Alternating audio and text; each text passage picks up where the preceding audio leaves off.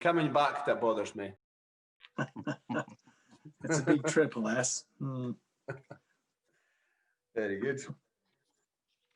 Well, my one and only visit to Australia, I was there on November the 11th, 1975. That was quite a day in our history. Indeed it was, yes. It's still argued over ferociously. In fact, the passion doesn't seem to be diminishing with the passage of the years. Mm-hmm. No, it was great as a young man interested in politics. It was a great time to be there. I can still remember it. I was learning the letter D in primary school that day, I think. I haven't advanced. Did anyone in Aberdeen realise how significant the day was, other than as a standard Remembrance Day? No. Well, 1975. I don't even know what happened on the 11th of November 75, Martin. The Governor General, the dismissal. Gough Oh, that one. the then Prime Minister. Yeah. Oh, that day. I've heard about that day. I didn't realise it was then. Oh, controversial. Yeah. Controversial. Oh, well, before we get any more discord raised, maybe we should crack on. Are we all good? Are we good there, Emily, and back? So I'll give a countdown, a 5, 4, 3, and then we're good to go live. Okay. 5, 4, 3. Order, and welcome to the International Trade Committee at the House of Commons. Today we have got a public evidence session with the Honourable Tony Abbott, AC, who has been appointed to the Board of Trade in the UK here. Mr. Abbott, I will let you introduce yourself more in your own terms rather than me name, rank and serial number and whatever else you like to add. Well, thank you, Mr. Chairman. It's a pleasure to be with you all, even if it's only via Zoom. It's an honour to be an advisor to the British Board of Trade. I'm confident that if my work can help to facilitate good trade deals between Britain and like-minded countries in the months to come, that will be good for Britain and good for Australia. So look, thanks for having me, and let's get on with the show. Excellent. Fine words. Just as a kick-off, how do you see the role of the Board of Trade yourself and its relationship to the Department of International Trade? Well, Mr. Chairman, obviously the Board of Trade itself comprises the Minister as the President and a number of other ministers, the Secretary of State for Scotland, for Northern Ireland and for Wales as Vice Presidents. Essentially, the ministers comprise the Board of Trade, and they act for and on behalf of the British government.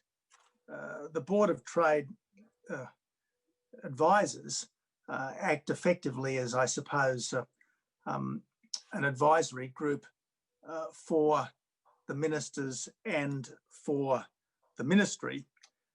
Specifically, we can act as advocates for freer trade, in particular freer trade with Britain, and where possible, we can act as facilitators.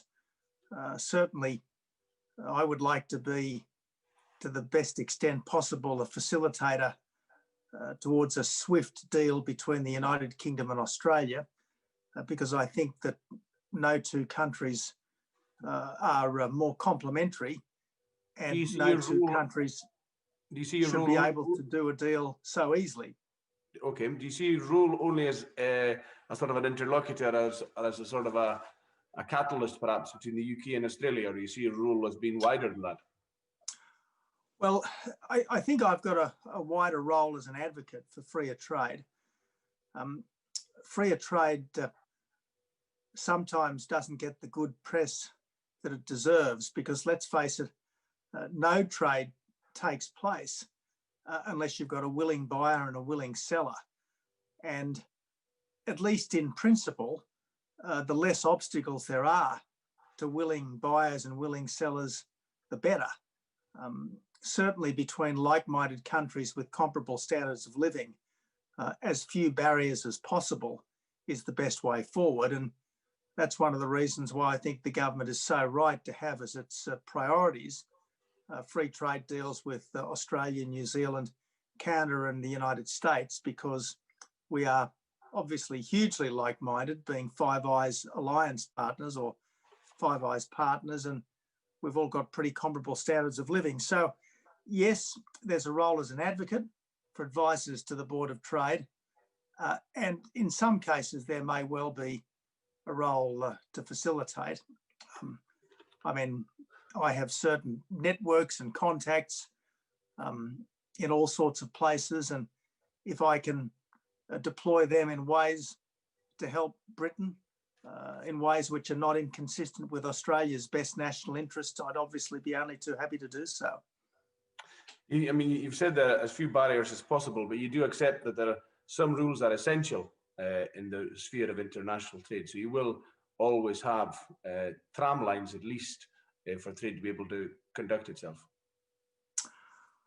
Well, Mr. Chairman, you probably should unpack that a little, but yeah, I mean, obviously, if something is illegal to be sold in Britain, a free trade deal with Australia doesn't mean that an Australian product that would otherwise be illegal can somehow be sold. I mean, you know, plainly, in the end, all sovereign countries are governed by their own national laws, and something that's illegal is never going to be made legal by an FTA. But nevertheless, within the law, the fewer additional barriers, such as tariff barriers, quota barriers, you know. Indeed, I think that's the point I was driving at when sometimes it said it's about free trade and there's few barriers. I mean, we do have essential laws, environmental laws, child labour laws, and everything else that can often be overlooked. And if an Australian-made product is in breach of British environmental laws, obviously it couldn't be sold in Britain. If an Australian-produced farm product is in breach of British food standards, obviously it couldn't be sold in Britain, regardless of any tariff reductions or quota abolitions. Yeah, thank you. The Department of International Trade has said that the board will produce a series of reports on key trade issues. What do you think your role will be in producing these reports? Well, there are a number of reports in the pipeline. My understanding, Mr. Chairman, is that the early cabs off the rank are expected to be the Levelling Up report, how free trade can help parts of Britain that might be less economically exuberant right now. Then there's a report planned on green trade, how Britain can use trade to advance an environmental agenda. There's another report planned on trade with the Commonwealth. And I've got to say that given the goodwill that continues to exist between Britain and the countries of the Commonwealth, I think it's important to make the most of that, to utilise it as far as is possible, particularly if there's not always that much goodwill just at the moment between Britain and the EU. So look, they're three reports which are coming fairly soon. My understanding is that the reports will be drafted in the ministry. Advisors to the Board of Trade will be invited to have their input, but in the end, the reports will be prepared by the ministry. My understanding is that it is yet to be decided whether these reports will be reports to government or reports by government, but certainly the understanding at the moment is that the essential drafting will be done by the civil service in the Ministry of International Trade. Thank you. I wonder if the reports to and by government, but time will tell. Well, that's a very good question, and a report by government obviously has a different status and operates under different sorts of expectations and understandings than a report to government. I mean, a report to government can canvass a whole lot of issues in a way that a report by government normally can't.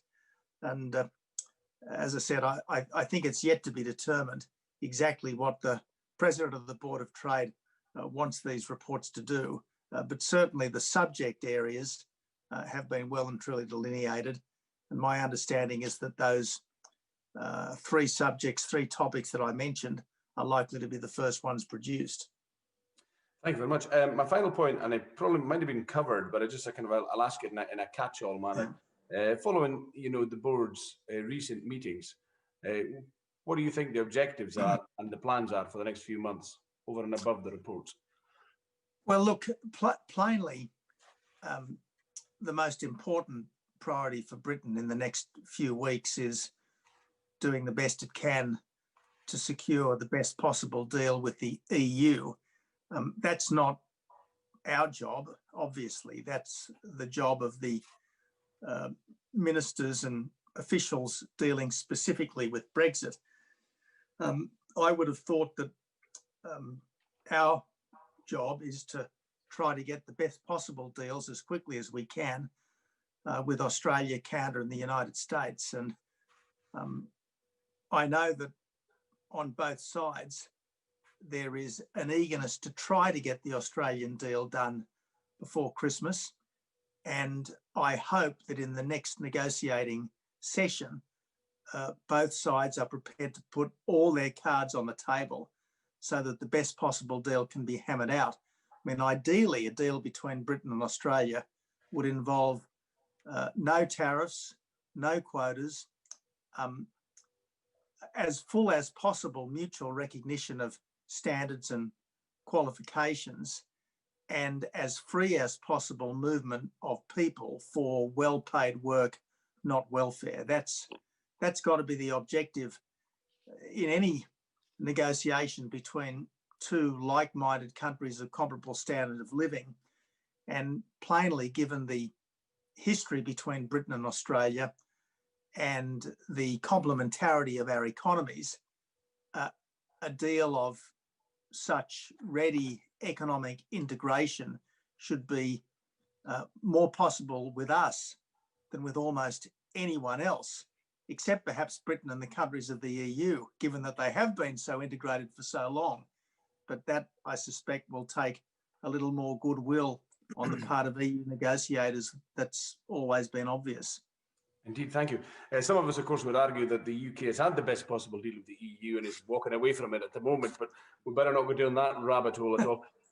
But Chairman, the problem, if I may say so, and pardon me for interrupting, and feel free. Getting into fraud territory, but even the better. Problem with the problem with the EU is that it wasn't just an economic area. It was a political project as well as an economic project. And I think one of the fundamental divergence of Britain with the rest of the EU was because at least the French and the Germans and the Italians saw it as a political project. The British saw it as an economic project, but as time went by, it became more and more obvious that there was an overriding political dimension to the whole thing, which the people of Britain, by a decisive but narrow majority, chose to reject back in 2016. Indeed, those are the perceptions, and these are the perceptions that are going to cost from 5 to 7% of GDP. But we are now going down the rabbit hole. Anthony Mangle. We are. And look, Mr. Chairman, and thank you for the good-humoured way in which you're approaching this. But look, we can't undo what's been done. At least in the short or medium term. The challenge now is to make the best possible go. It's to have a red hot go in the big, wide, wonderful world that Britain is now going into as a fully sovereign, independent country. I mean, Australia is one of the proudest products of global Britain. And now that we've got global Britain about to join us again, I think it's in everyone's interest that we make the best of it. We'll see what a bit of poverty does. Anthony Mangle. I might say, Mr. Chair, that some of us would also argue that there lies great opportunity ahead in us being outside of the European Union. And I'm particularly grateful that we have Mr. Abbott with us. And good evening to you. We look forward to cleaning chimneys. But actually, I'm going to steer us all away from this subject because it's going to detract us from the important insight that we're going to get. And if I can, Mr. Abbott, can we just go back to how you were selected for the board of trade and what that process was? Well, thank you. Look, I'm not sure how formal the process was, but I received a phone call one evening from the Secretary of State, Liz Truss. She said, we're going to reconstitute the Board of Trade, including a number of advisors. And would you be prepared to be one of the advisors? And I said, look, I'd love to be considered.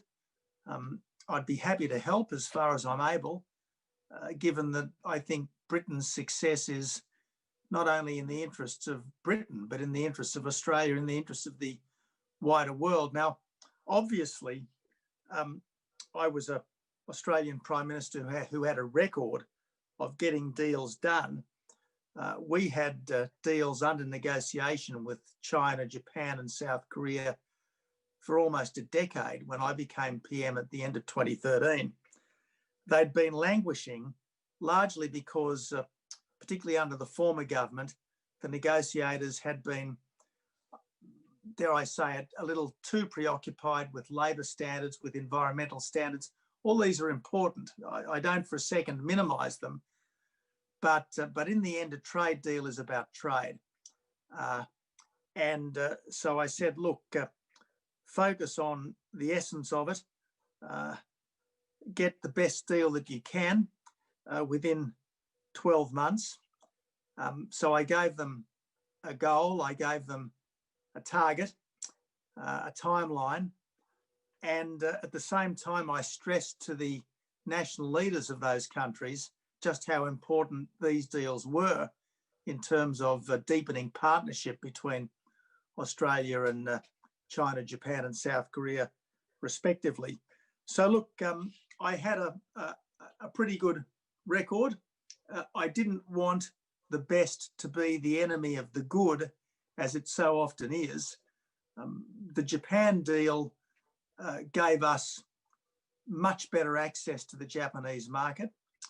The China deal was the first deal that China did with another G20 economy. And likewise, the Korea deal was a very good deal for us, and I think for Korea too.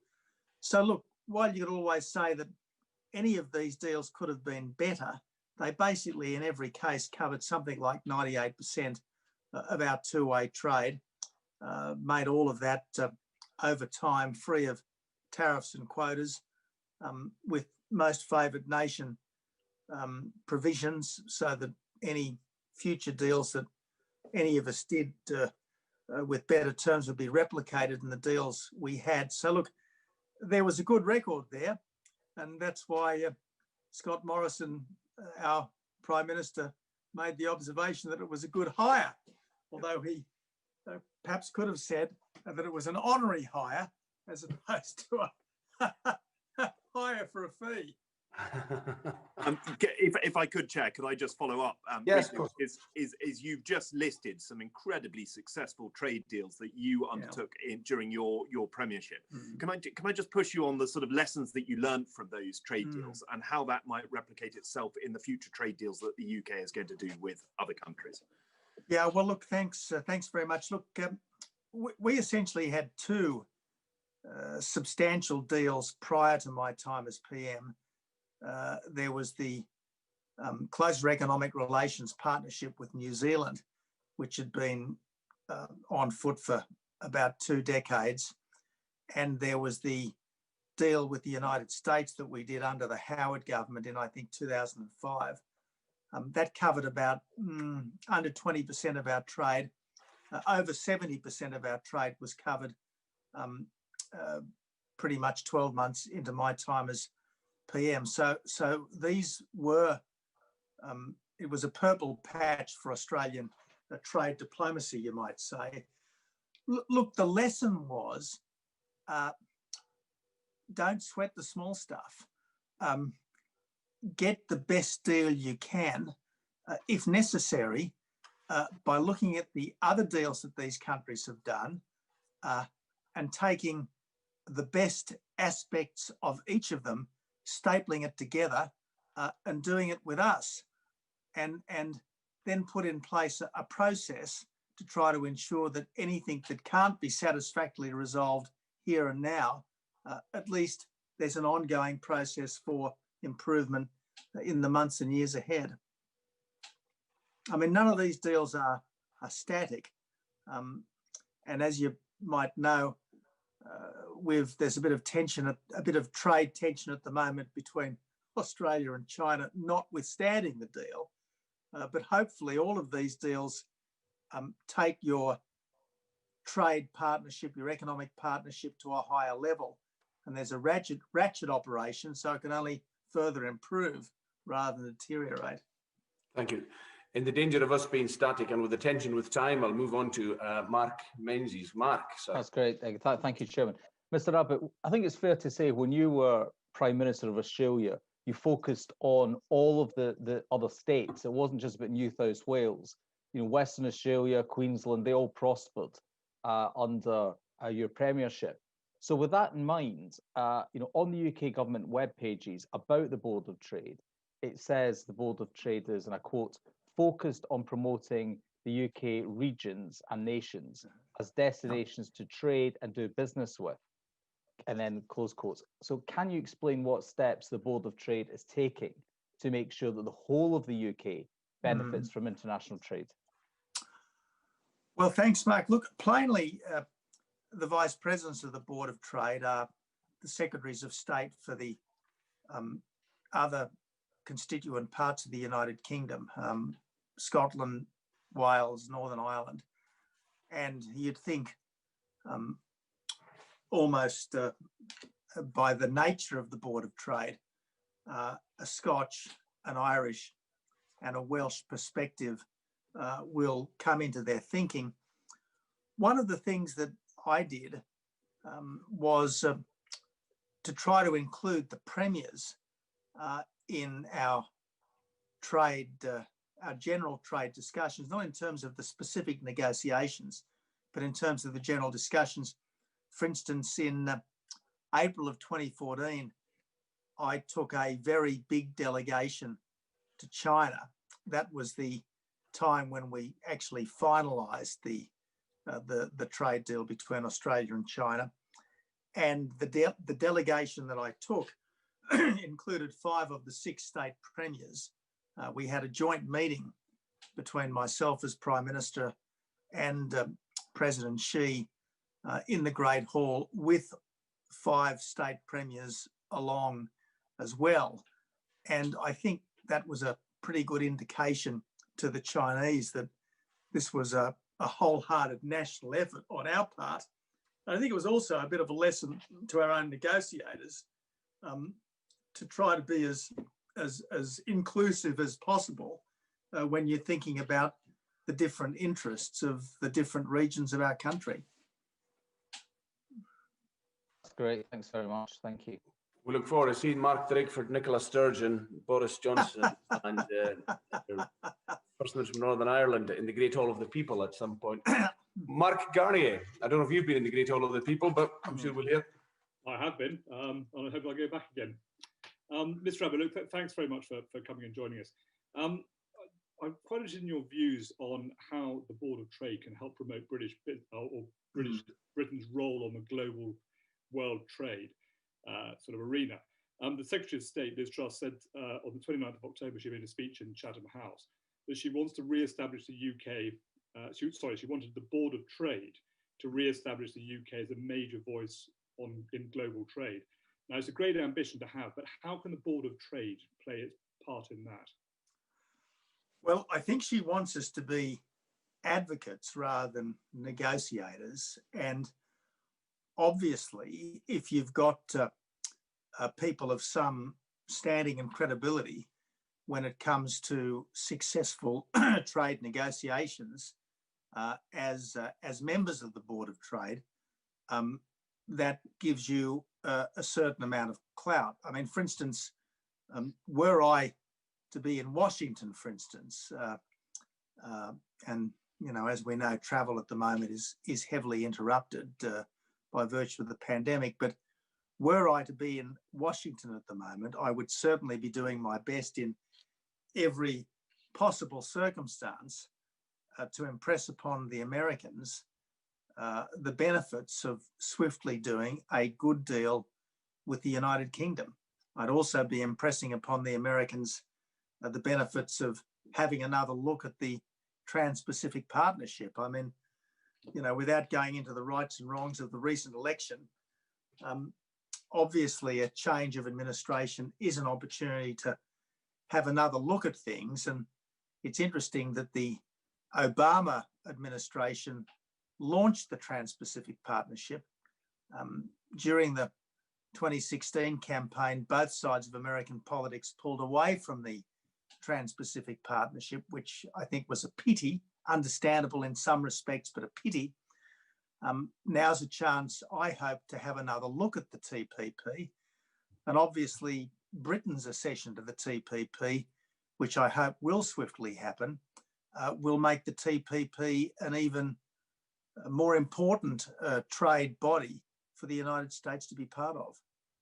I think, I do want to ask you some more questions about that, but I'll come back to that a bit later in this evidence session, if I may, because it's a very important thing. But I think how you've described the role of the Board of Trade and your role within it as one of these sort of, you know, the very noteworthy advisors, you've described it how you would try to help Britain get better trade deals. And I think what Liz Truss was trying to say was that Britain will be a global advocate of free trade.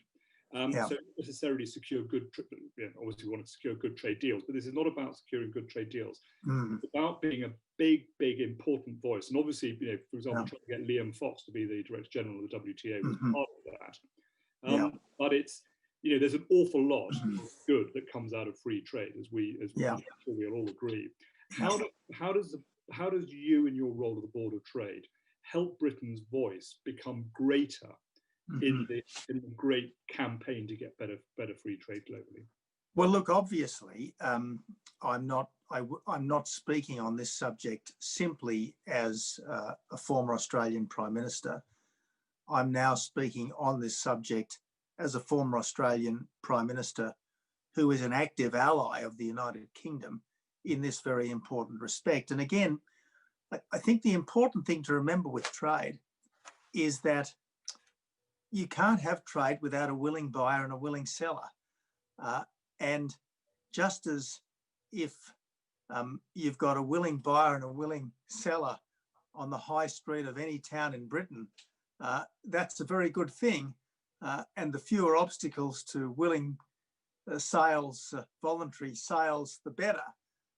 In principle, there's no difference between the transactions that take place on the high street and the transactions that take place between High Street and Main Street. In principle, there's no difference. And I appreciate that, you know, geopolitical considerations can play a part, and there might be all sorts of trades that we don't want to see done with countries that are our strategic rivals.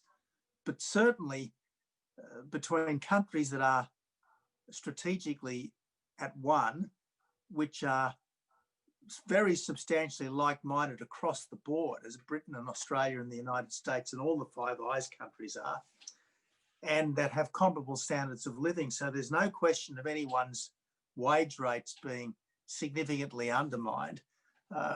There's no question of anyone's environmental standards or animal welfare standards being significantly undermined. These are the deals that really should be done easily and swiftly. Okay, just one last question, if I may. Thank you. Tony, you've demonstrated that you're a friend of the UK by taking the role of the Board of Trade. But a good friend of a country can also be a critical friend of a country. And I'm interested in your views on whether you think our trade policy supports our aim of sort of truly global Britain. And if you think there's anything that we're not doing right that we ought to try to address, here's your opportunity to. Yeah, well, look, I you know, friends should be critical behind closed doors rather than rather than in what is inevitably a public forum. Yeah. I don't want to be critical of Britain because I think it's an open society, please. We aren't in China. Any of the constituent parts of Britain, even though I did notice that the First Minister of the marvellous country of Scotland was a little critical of my role. But look, surely not. Surely that was an interpretation.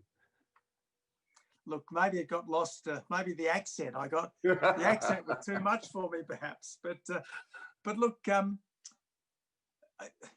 I suppose the cautionary note that I gave to my public servants back in 2013, the cautionary note that I gave to my negotiators back then, I'd probably give generally: if you want a trade deal, focus on trade. If you want to do an environmental deal or an animal welfare deal, do it through COP or through some other mechanism. And remember that the best is the enemy of the good. If we hold out for a deal which is absolutely perfect in every respect, we may well never get it. But if we take the best we can get at this time, that's nearly always good in itself and is the best possible platform for further progress. Can I just one very, very quick question? Your fellow Antipodean, Crawford Falconer, when I was a minister in the Department of International Trade, once said to me that the best trade deal is when both sides of the deal are equally pissed off. Is that a fair assessment? Briefly, please. Yeah, look, I don't think trade negotiators should approach their job as lawyers to a divorce settlement. Trade negotiators should approach their job as the facilitators of a happy partnership, because you do not do trade deals with countries where you don't at least think there's a fair degree of mutual self-interest. And in the case of countries like Britain and Australia, there's not just mutual self-interest, there's a vast amount of attitudinal comparability, of shared history, of mutual goodwill, and let's build on that. Fantastic. Thanks very much. Thank you. Thank you. I think I can hear the music. Here comes the trade deal down the island, down the aisle at the moment, or down the island be appropriate for me. Craig Williams. Thank you, Chair. Thanks, Mr. Abbott. I suppose building on those points, both from our Chair about the trade deal, Mr. Carney, given your role and what you've been telling us today, and given what you said on record about facilitating trade deals between Britain and other countries, I wonder whether we could dig into how you're going to achieve that facilitation as an advisor, and how you integrate into the Department for International Trade to facilitate that. Well, look, I was able to do some online conferencing with senior members of the Ministry of International Trade when I was in London a few weeks back, and hopefully helped to get the message across that you don't want to let the best be the enemy of the good. I've been able to have some private discussions with senior members of the negotiating teams of both Britain and Australia about the desirability of getting this thing done sooner rather than later. It's informal. It's behind the scenes. It's not negotiating as such. That's for the negotiating teams, not for people like me. But it hopefully is a way of reminding, in a very friendly way, the negotiating teams about the overall interest that both countries have in getting the best possible deal done as quickly as possible. I wonder whether I could, Chair, just ask a very quick question, since as you're in front of us, and very quick. And that's, you say over and again about, the best being the enemy of the good and sweating the small stuff. As an MP that cares more about sheep meat than probably any other member of Parliament, how would you advise both this committee and our negotiators to keep me happy on the sheep meat, but get the cheese? Okay. Well, look. One of the ways we managed to do the deal with Japan, and Japan has a very strong farm lobby, they have a particularly strong rice farm lobby, was to phase out tariffs over, I think, 15 years. any half-decent farmer, and I believe British farmers are as good as farmers anywhere. I mean, you only have to look at the farms of Britain to see how magnificent they are. You know, some, I suppose, are a kind of lifestyle rather than agribusinesses, but nevertheless, they're much loved by the people who work them. And whether you're producing at volume or at quality or both, I reckon there ain't no British farmer who doesn't want to do the best possible job. And so I would be confident that under any deal, there will be a great place for high quality British farm products. And in terms of assuaging any anxiety that your farm constituents might have, phase the tariffs out over a significant period so people have the chance to adjust, both in terms of their marketing, their product offering, because look, farmers are very adaptable. British farmers no less than Australian ones. Don't forget, I know there's understandable anxiety in many circles in Britain about the next few months. We lost a very comfortable trading relationship with the United Kingdom, you know, and at the time it was supposed to be the end of the world as we knew it. But I mean, just because our agricultural products were no longer being sold on a preferential basis in Britain didn't mean there were no markets for them. Yeah. It just meant that you think there's scope for quality and volume, and then I'll shut up. Absolutely. And look, most British producers are sort of high-end producers. Many Australian producers are commodity end producers, and over time that will adjust, I'm sure. But there's nothing wrong with adjustment, as long as people have got plenty of time to get ready for it. Yeah, I mean, I think that the problem for Craig Williamson, for likes of sheep producers such as myself on a small scale, is the fact that it's not our tariffs as such, as the tariffs going up with the nearest and most important market almost overnight to 45% is a huge concern. But George Eustace might buy all our sheep and provide us with some new cows. So this seems to be the government, something like that anyway. Okay, but Angus, if I may say so, that's the EU. I mean, I'm sure Britain wants to do a deal that involves zero. That's the problem. That's, you know, that's our problem. I'm sure Britain is only too happy to do a Canada-style deal with the EU. The problem is the EU doesn't want to do a Canada-style deal with Britain because the EU wants to punish Britain for having the temerity to leave. That's what happens to a flea when it's in bed with a hippopotamus, unfortunately. Anthony Mangle, you're on next. Mr. Chair, I think we should invite Mr. Abbott to join all of our committee meetings. If you've got the time. It's a debate. Indeed, I'm enjoying it. Thank you, Anthony.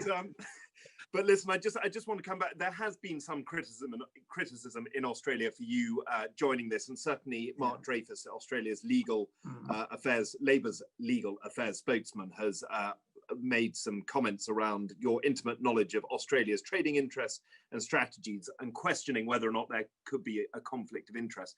Can you answer that? And can I also ask, what happens when we push forward for a rapid deal between Australia and the UK, and there is a conflict of interest where Australia's interests might be being challenged by a UK trade deal? What do you do in those circumstances? Well, you see, when it comes to the essentials, I think it's very hard to see any fundamental conflict. I mean, obviously, take sheep meat, for instance, just to take an issue that's been raised already. If you're a British sheep farmer, you might want a continuing high tariff on sheep meat imports from Australia. If you're an Australian sheep farmer, you'd want the tariff reduced as quickly as possible. Now, I mean, I'm happy enough to see the tariff go down slowly, as long as it's going down surely. And in the long run, British sheep farmers will adjust. And in all of these deals, what you lose on the swings, you gain on the roundabouts, because freer trade in the end is good for everyone. And certainly it's more readily good for everyone if it's between countries that are like-minded and have comparable standards of living. I mean, if a British consumer would prefer to buy Australian lamb than British lamb, why shouldn't a British consumer be able to do that? Likewise, if an Australian consumer would like to buy British lamb over Australian lamb, why shouldn't that happen? Now, we've got to have a care, obviously, for the producers, because, you know, a decent centre-right government is always concerned about the social fabric, and farmers and farm communities are an important part of the social fabric. But we can't keep the status quo preserved in aspic forever. And if consumer tastes change, we've got to accept that that's the right of consumers. And over time, I think everyone will admit, including British farmers, that the fewer barriers, the better, provided everyone is competing on a level playing field. Thank you. I really do want to stress, Anthony, that you know, you should not approach trade negotiations as a zero-sum game. You know, this is not a divorce. A trade negotiation is not a divorce settlement. It's effectively negotiating a partnership where both partners want to get together because both partners appreciate that on balance, they've got a lot to add to each other. It is, and just as an observation rather than a question, that is something that has come up more than time and time again, where we've talked about agricultural welfare standards. We've also failed to recognise the opportunities that lie for our beef and sheep farmers. That's correct. And look, if we're talking about... I'll have to interrupt you due to time. I think Martin Vickers wants to get together and have a partnership with a witness for the moment or two coming up. Martin Vickers. Yeah, thank you, Chairman. Mr. Abbott, you've already to some extent outlined the successes and challenges of Australia's trade agreements, and you rightly say that you had a record of getting them done. How do you think the approach that you took when Prime Minister how will you adapt that to your new role, and how will it inform your approach to your present role? Well, look, I suppose one of the things, Martin, about the new role is that I'm sort of much more down in the nitty-gritty, as it were. As a Prime Minister, you obviously are sort of up here at this level, even as a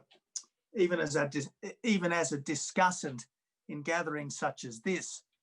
You're much more down at nitty-gritty things like sheep farming and animal welfare standards and so on. But again, one of the beauties of a deal between Australia and Britain is that even if our environmental standards, for argument's sake, or our animal welfare standards might differ in small detail, they don't differ in substance. I mean, Australian farmers do not mistreat their animals. The Australian public does not tolerate environmental vandalism. We do not want to see our land poisoned or our water poisoned. We do not want to see animal welfare compromised. So, you know, we're not a third world country where they might feel that they've got to cut corners through economic necessity. And you know what Australians are like, Martin. We know what Britons are like. We know that you're a generous and high-minded people, and I hope that you know that we are a generous and high-minded people. Well, some of the negotiations we'll be undertaking over the next few years will be with countries that do not have higher standards as Correct. our two countries. Correct. How would you adapt to those circumstances? Well, I think you'd cross that bridge when you came to it. And look, if you were talking about, a country that had perhaps different standards, you deal with that, I guess, by your own domestic law, saying that in order to be sold in Britain, chicken can't be washed in chlorine, for argument's sake, or in order for barley or wheat or something to be sold in Britain, it can't have been treated with chemicals X, Y, and Z. That would be the way to do it, rather than by keeping high tariffs or quotas on those countries. Very good. Thank you, Angus. Great, and that good use of environmental law there indeed. I'm going now to Lloyd Russell Moyle, who will have his microphone open now. Lloyd Russell Moyle. Thank you, Mr. Abbott. In an answer to a question earlier on, you said, of course, don't sweat the small stuff. You've repeated that a number of times. If we take that in conjunction with previous statements on workers' rights being a sidetrack to a trade deal, or that climate change is absolute crap, I think was your words. Can I just clarify what you mean by the small stuff? Bearing in mind the Prime Minister has made a real commitment on things like climate change. We're hosting the COP. Well, Lloyd, obviously the environment is incredibly important. As I have said time and time again, we've only got one planet and we can't ravage it. And our obligation each generation is to pass on our planet in better shape to our children and grandchildren. I mean, I accept that. I might have a different approach to zero emissions by 2050 to some others. But obviously we want to get emissions down as far and as fast as we can. All of us want that. But I just think that if you try to do everything in a trade deal, you'll end up doing nothing.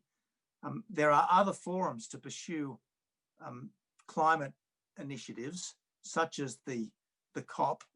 And look, I'm sure that Boris Johnson and Scott Morrison will have all sorts of discussions in and around the COP, and I'm confident that we are going to be steadily reducing our emissions.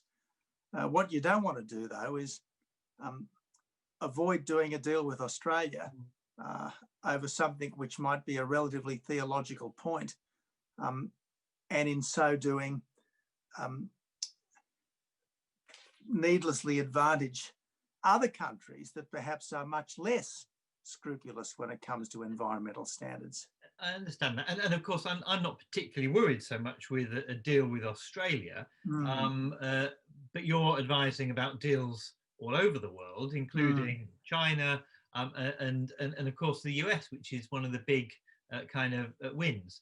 Surely you can see that there is a problem if you have a no tariff free trade agreement, but then you have environmental or workers' labour rights that aren't about the standard of the product, that you effectively make Britain less competitive than the other country that you've got the free trade deal, and you have no recourse to barriers.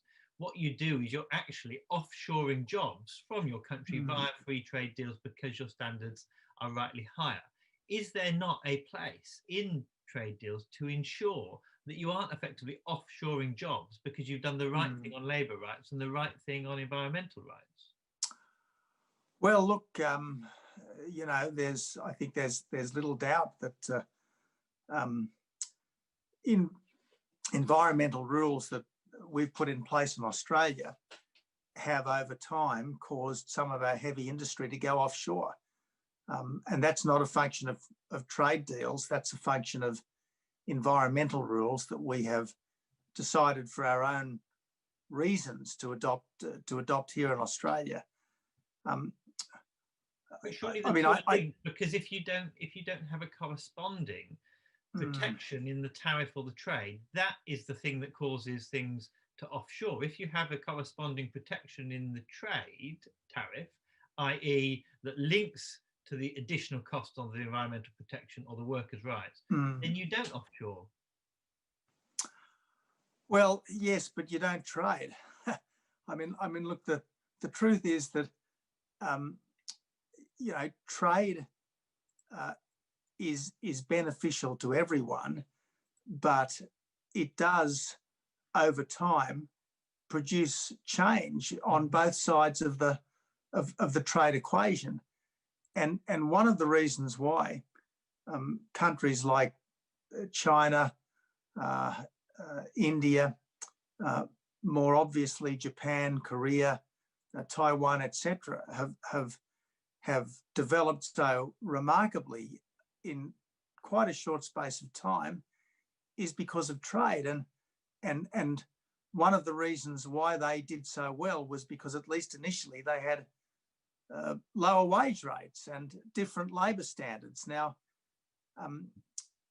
yes, there has been some adjustment costs for